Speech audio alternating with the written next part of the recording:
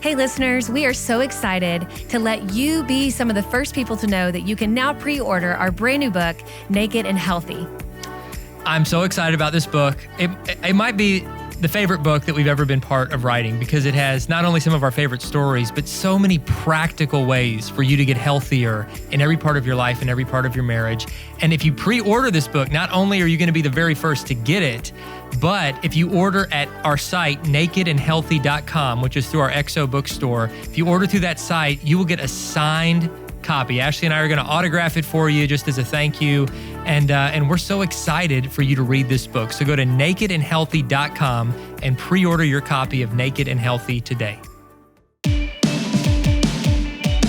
Hello and welcome back to the Naked Marriage Podcast. We are Dave and Ashley Willis, and on this podcast, we undress the truth about sex, intimacy, and lifelong love. And we are so excited to be talking more about how to have a naked and healthy marriage today. And today, we are going to talk about specifically physical health, and that's why we're calling this episode In Thickness and in Health. That's right, and we've experienced both, and a lot of things in between. Thickness, health, and a lot of kind of squishy parts in between, I guess. But we're going to talk about that and more. If you missed last week's episode where we kind of set up this whole series, Naked and Healthy, check that out. You can also go to the site nakedandhealthy.com to learn about the new book that this is based on. But first, I want to read a brand new review. This one actually isn't brand new, but we like to share a review every episode because we so appreciate it when you leave reviews on iTunes or Spotify or YouTube, wherever you're listening, or on YouTube even watching, because those reviews help other people discover the podcast, and it also encourages us so much. And so this one is actually from back in October, and it's from Austin Management, and it just says, excellent podcast, 5 stars. I stumbled across this podcast basically by accident, but I've loved it ever since. It's helped my wife and I bring up topics we needed to discuss and has brought us closer together as a couple. Dave and Ashley give excellent advice and are very personable. Oh, thank you. I love their transparency and honesty and openness about their past and current situations and their loving and helpful perspectives. Thank you. So kind. And thank you for sharing that. You've made my day, and we are just honored that you're listening. And hey, if you're listening, whether this is your first episode or this is your 100th episode, we're honored that you're here. It's going to be a fun episode. Let's dive in. When you think about being naked and healthy, usually we're thinking about I want to be in good shape, right? Yeah. I want to have a weight loss goal, and it's still January. We have New Year's resolutions. One of the most popular ones is always get fit, get in shape. If you didn't listen to last week's episode where we set up the whole naked and healthy theme, go back and listen to that. We also share a really funny story that's along the lines of in thickness and in health, which is what we're calling today's podcast, just as kind of like a joke, but also a true statement about how the different seasons of our marriage, we've experienced health and we've experienced some thickness too. We've had a little bit of both, and what we've learned kind of through it all.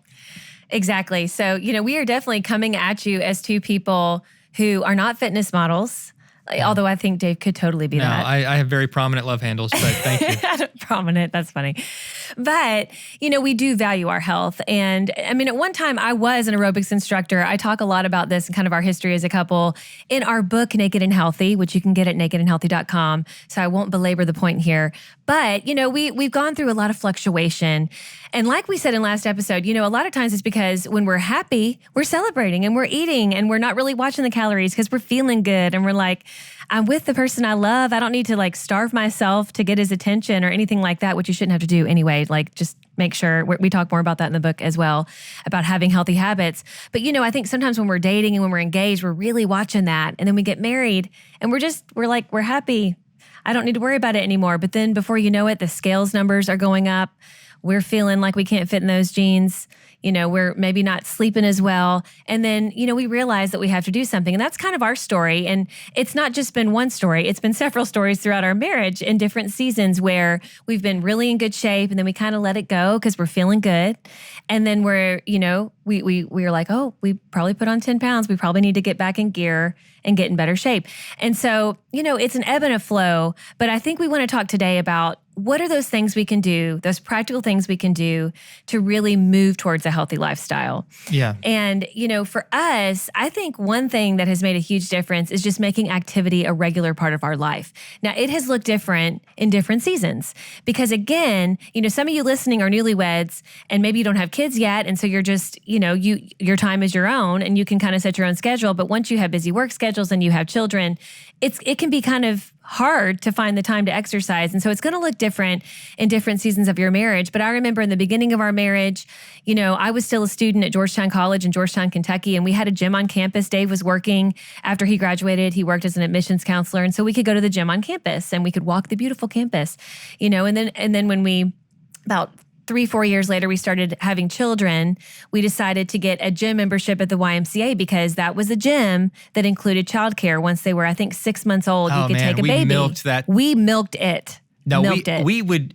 If you find a gym that has childcare, you've hit the jackpot because they would give you 2 hours of childcare, and so we would spend the first hour, and that was our date. It was. We would sip coffee because they had free coffee, which was really good. We would sit there and drink coffee for an hour. And we would start working out after that slowly. We would slowly start working out, like go for a walk together, and then go do our actual workout as well. So it was an investment in our marriage. It was. And so we didn't have a whole lot of money back then. We just said, let's invest in this gym membership because we're getting childcare, we're getting kind of our date night built in, and we're doing something healthy. And so do those healthy things together. Look for ways to connect like that. And something like a gym membership might not just be for your physical health, but it might be for your marriage health as well, as it has been for ours. And one of the guys that worked the front desk at the gym would watch us, check in and sit there and drink coffee. And he called us up to the desk one day and he said, just wanted you to know that my daughter and her husband, they're having some marriage problems. And this is before we were doing marriage ministry. And he said, and I told them about what you guys do, that you guys come to the gym and, you use the first hour or so just to drink coffee and hang out and talk and laugh. And then you go work out and you take, the childcare is there for you. Yeah. And I said, and I've encouraged them to do that. And they said, we never thought about that before. We're going to start doing that. Yeah. And so at least one other couple that kind of took that on. It's just looking for creative ways to connect and to invest in your health. But like we talked about in last week's episode, the physical activity, a lot of it can be shared. Like we try to go on a walk together nearly every day, and it's one of the best times of conversation we ever have, and great exercise too. But there are other forms of exercise where I like it and she doesn't, or she likes it and I don't. Like I'll go running, and I'll sometimes train for runs or half marathons if I'm feeling really, really ambitious. She hates running. And so I've tried to love it, you guys. I've tried. But instead of me trying to shame her, wow, why don't you just come run with me? We could enjoy this together. I'm like, no, it's cool. I'll run and you do your thing. She loves stuff like dance and Zumba and all these other things. I have zero rhythm. I'm not ever going to move my hips like that. They just don't. They don't work that way. Good. Well, I'll give anything a try, but I'm just saying your favorite forms of exercise and mine are going to look different. And that's okay. You don't have to try to guilt or shame each other into saying, no, everything we got to do together. Do some stuff together, but then support each other in your own individual health pursuits as well. Absolutely. I love Dave bringing that up. I remember one time, this was probably 5 years ago. I think it was, maybe 6 years ago. It was after we had our third child. I really was like, I'm determined to become a runner, because Dave never put pressure on me, but I just thought to myself, I wish I was like those couples that both enjoy running. I wish I could engage in that with Dave, because he really does. You enjoy running with a running partner, and you'd usually have a friend that would go, running with you. And I thought, well, what if I could run with you sometimes? That'd be so fun. And so I decided to sign up for a color run. And if you've never done a color run, I thought, well, if you hate running, at least you'll enjoy the color, and wearing a tutu and running with your friends and it's basically, it's called a color run because they take cornstarch and they dye it different bright colors, and they literally throw cornstarch at you while you're running. I know it sounds cruel, but it's actually really fun, because by the end of it, you look like a tie-dyed shirt yourself, and it's just really fun, and it's got lots of music going and stuff. So I signed up for one, and I was like, Dave, I've signed up for this color run. It's a 5K, not much at all for you avid runners out there, I know. But I signed up and I was like, can you train with me? So we were going to the Y at the time, and we did our normal coffee routine. We did the little walk, but then I said, instead of walking the whole way, how about half the way we'll run together? And so I got up to 30-minute runs where I would actually somewhat enjoy and not feel like I was going to die doing 30 minutes of continuous running. And then I was able to complete the color run. And I kept it up for a little bit, but I found that as much as I tried to convince myself that I loved running, I just do enjoy other forms better. Yeah, and so by the end of okay. that, it was probably a 4-month, season that I did that. I was like, I felt so bad because I wanted to enjoy it as much as you do. And, I think Dave appreciated my effort in at least trying, but it turned out to not be a long-term thing. And we kind of settled back into our routine of walking and walking fast. I mean, we're not leisurely walking, we're walking fast. And I have my little Apple Watch and it's tracking, if I'm doing enough and I'm getting my heart rate up enough. And that has been good for me. But I think sometimes just even showing your spouse that you're willing to engage in what they love goes a long way. But also for the spouse whose spouse is trying and ends up not liking it, make sure you don't shame them. And I'm so thankful that Dave didn't make me feel bad or feel like I was a loser because I didn't love running.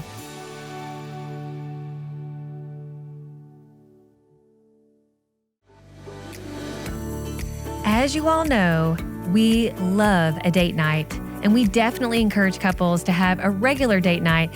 But during this time, many of us have had to get a little creative with the date nights we go on. Every month, the Unbox Love team puts their heads together and comes up with an awesome date night.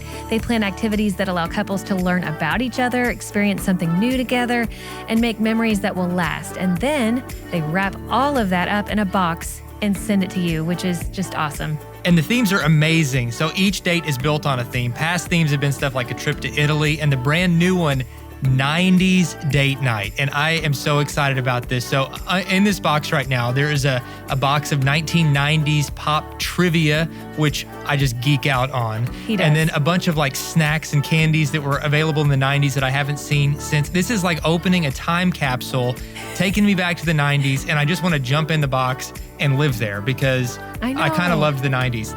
It's so fun. It's so creative. You and your spouse, whether you're young, old, in between, you will have so much fun with the themed date night boxes. Right, and as a listener of the Naked Marriage Podcast, Unbox Love is giving you 10% off. And all you have to do is visit unboxlove.com/naked. That's unboxlove.com/naked.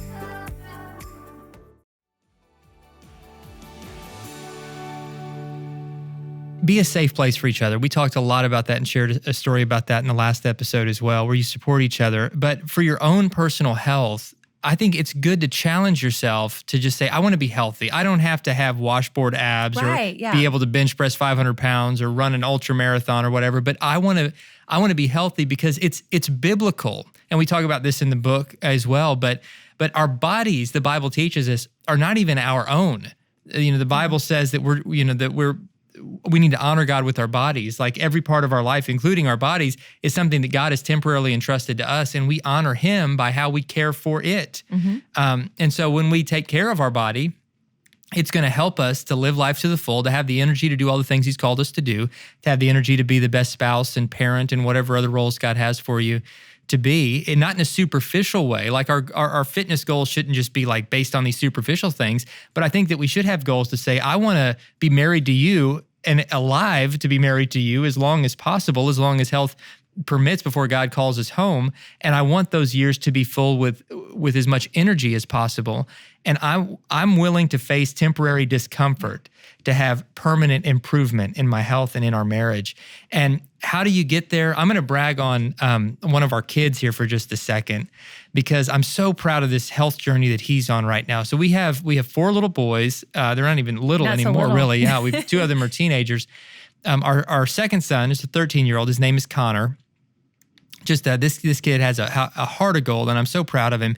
But he the last several years, he's really struggled with his weight. He kind of got to a point where just through a variety of factors, he'd gotten really overweight and gotten into kind of a sedentary lifestyle. And we tried to encourage him, we tried to, encourage him with like healthier foods. We tried to encourage him. I got him a series of books that he actually read called The Way of the Warrior Kid books, written by a Navy SEAL named Jocko Willink, who also wrote a great book called Extreme Ownership, which I read. I won't go down that rabbit trail, but great lessons about working hard in your life. And he read that, and he was motivated to start exercising and doing some things. And he'd had his feelings hurt a lot along the way. Even this past summer, he was at the pool and he walked by, a group of girls and he was with a friend and he heard these girls like giggling and whispering and they were talking about his weight, which as a middle school kid is just horrifying and heartbreaking. Yeah. And my heart just ached for him, even though he had a good attitude about it. Like I was more of the place where I'm like, let's pray for those girls that they never come to faith in Christ so they can experience the eternal torments of Hades. I was ready to just kind of go there with those little snobs. No, we pray for them. Yes, but your heart hurts for your kid when he's been wounded. He had to get to a place though himself where he was wanting to make lifestyle changes because you can't do this for anybody else. Right. You can't even do this for your spouse. And so what we tried to do is put him in a position where he would have the tools he needed to do it. And we said, let's listen, like you don't really like a lot of sports. So instead of just trying to do that and trying to force you to do something that doesn't come naturally, even though there is going to be some discomfort along the way in pushing yourself in any part of life, why don't we get you with a personal trainer for a while who can work with you and find things that you're naturally good at and help push you in those areas. And so we took him to a consultation with a personal trainer. He did one session and he felt so embarrassed because he couldn't do hardly any of the things this trainer was asking him to do. And he felt sick and he felt embarrassed and he was deflated. And he said, Dad, I just don't think I can do it. And I said, buddy, listen, you, like your mom says, Ashley always has this great saying, you can do hard things. There's a great story about that in the book. Yeah. And he said, I know you can do this and we're here for you. So I'm not going to force you to do this. You have to want it. But I believe in you and I know you can do it. And so he'd kind of talked himself out of doing it, but then he decided, no, I want to give this a try. And for the last 3 months or so, he's been going regularly to this trainer. And in just this 2 or 3 months, like his strength, his body has really transformed in huge ways. And he's so proud of himself. He is. And he's just so excited because for him, the goal wasn't like superficial stuff. He doesn't care about having abs or any of that stuff. He just wanted to be healthy and he wanted to, he wanted to be mobile and to feel good and to be active. And he's doing that now. Yeah. And it's made such a difference in him. And I know that's kind of like a long story because I just love bragging on him and I'm just proud of him. But I think in marriage and adulthood and any season of life, it's kind of the same path. We for ourselves have to say like, I don't want to live like this anymore. I'm not living life to the healthiest, to the best. I'm not honoring God with my body. But instead of just beating yourself up about it, because that guilt doesn't do anything but make you just want to eat more and feel sorry for yourself. Right. Just say, what's something I can start doing today and then keep doing. Yeah. And then find a way as a couple to encourage each other in that. Right. And you'll both be on a path to better health. Well, even like with Connor that first day, he came home almost kind of angry, like Dave said, and embarrassed, and he wanted to give up. He really wanted to give up. And we were like, you know what, bud, you can't you can do, first of all, you can do hard things. And that's not something I came up with. I remember I was inspired. I talk about this in the book by another mother. And there's a long story behind it, but they have this statement in their family and we've adopted that statement as well.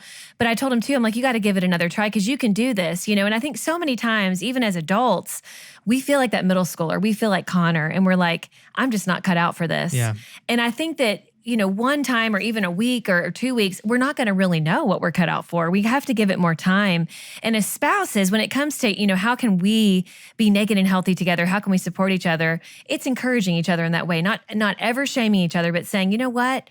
You got to try again. Try this again. And you know what? This time I'll go with you. I'll go to that Zumba class with you. I'll go run with you or, whatever it is. Or I will help you find the time to do this. I wanted to kind of transition our conversation. I know we've talked about joining each other and doing a physical activity, but I think another aspect of this where we can help each other is if you can't or maybe don't have the desire to join your spouse in that particular activity, help them find the time. So, for example, if you have kids or duties at home, whatever it is, maybe you take on those duties for the day. Like maybe you take the kids to where they need to go that day so that your husband or wife can go to that class they want to go to. Or maybe you get the kids on the bus because they're going to wake up and go train in the morning. You're just switching your routine a little bit because you're trying to give your spouse the time they need to do what they need to do to get healthier. And I know Dave has done that for me so many times. I remember specifically, we had just moved and when we moved out to Augusta, Georgia for the first time, I was 8 months pregnant.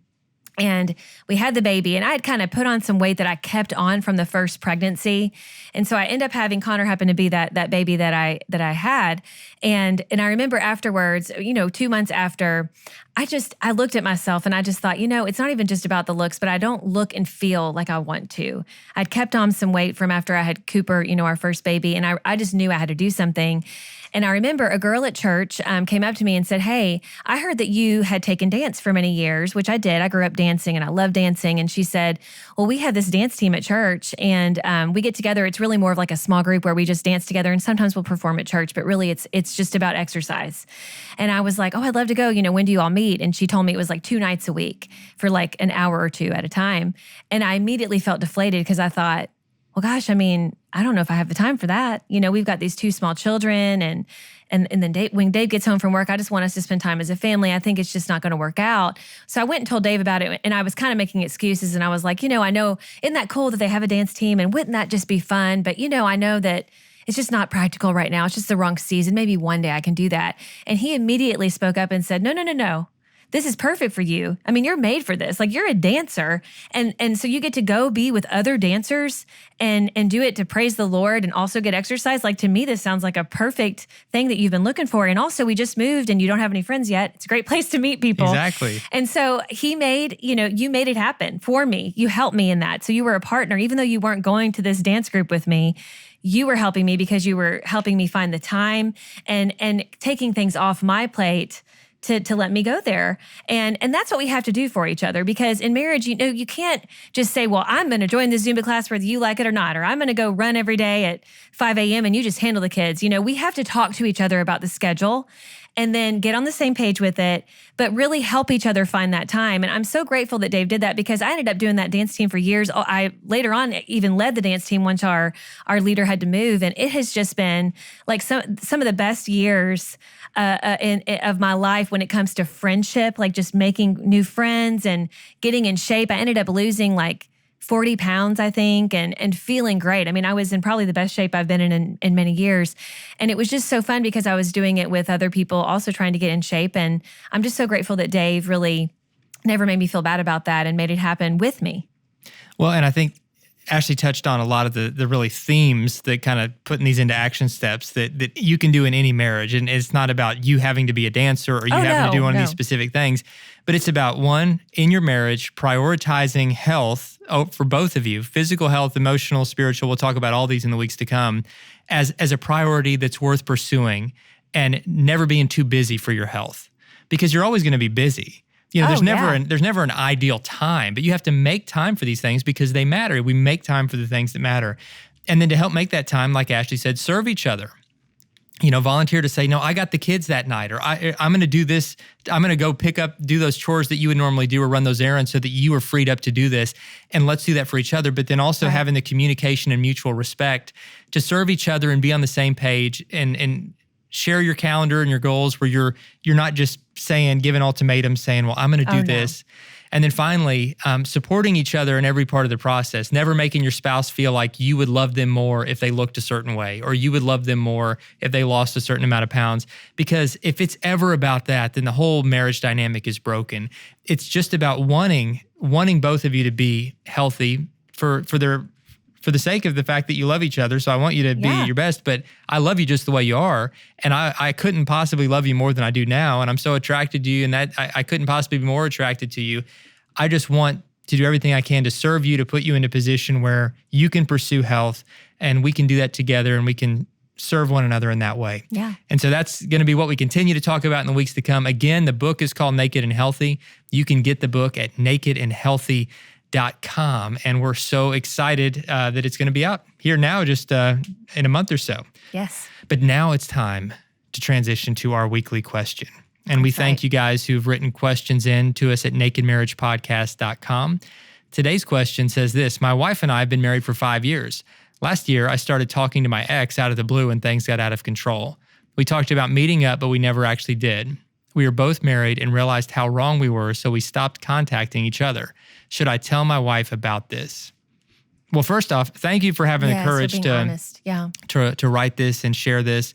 And I do think that in the social media age we live in, now more than ever, things that weren't even really a thought or as much of a temptation maybe in generations past, just because your paths didn't cross. But now with social media, people from your past, even, romantic relationships from your past, you can be seeing that person, whether you're looking for them or not, popping up. Sure. And it can just spark thoughts that maybe begin innocently, like, oh, I just want to reconnect with this old person. But really nothing good is ever going to come by pursuing a reconnection with someone that you've had a romantic relationship with in the past. Mm-hmm.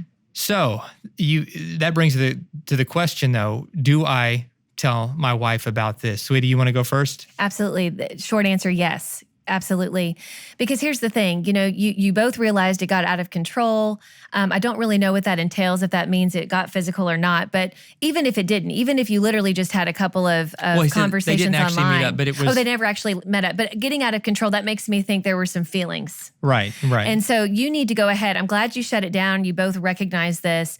But you keeping it a secret will make it a much bigger deal. Let's say your wife finds out that you have been talking to your ex, and then she's going to doubt your honesty in other things, because that's what happens when we keep secrets. It just makes, it makes us completely lose trust in each other. And so you absolutely need to go to your spouse, be ready for her to be upset. But I would say, listen, I don't want to keep any secrets from you. This got out of control. I don't know what I was thinking. I'm so sorry. I've completely cut off any contact with my ex, but I want you to know that this happened, because I don't want it to get out of control again. I want to be totally honest and open about everything with you. And will you please forgive me? Yeah. And will you hold me accountable? And, make sure there's no passwords or secrets, or that she doesn't have access to maybe where you were contacting your ex, and just to hold you accountable. And, be prepared for her to be very hurt and to lose trust.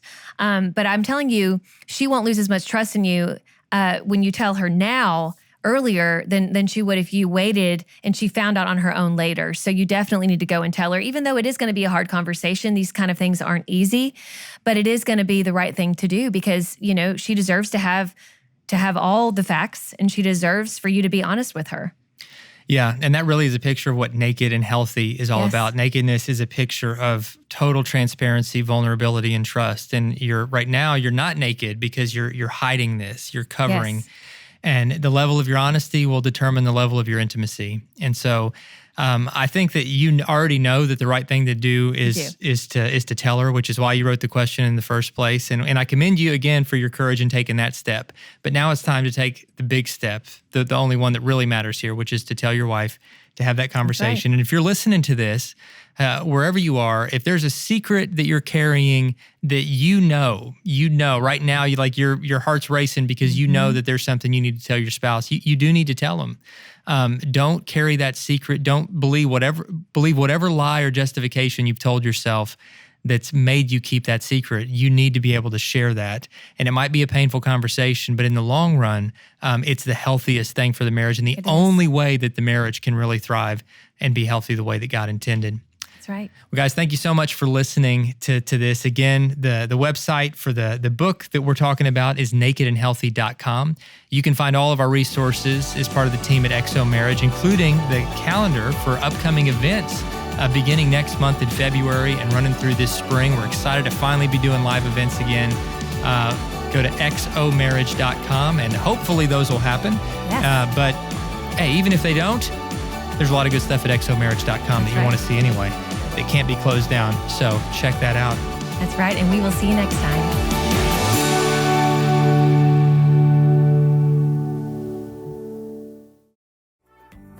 Do you have any burning questions about sex? And yes, I said burning. That you would love to ask someone and you don't know who to ask? Well, we are your people. You can ask us. You don't want to just ask Google, because some crazy stuff will pop up. I'm telling you. Don't do it.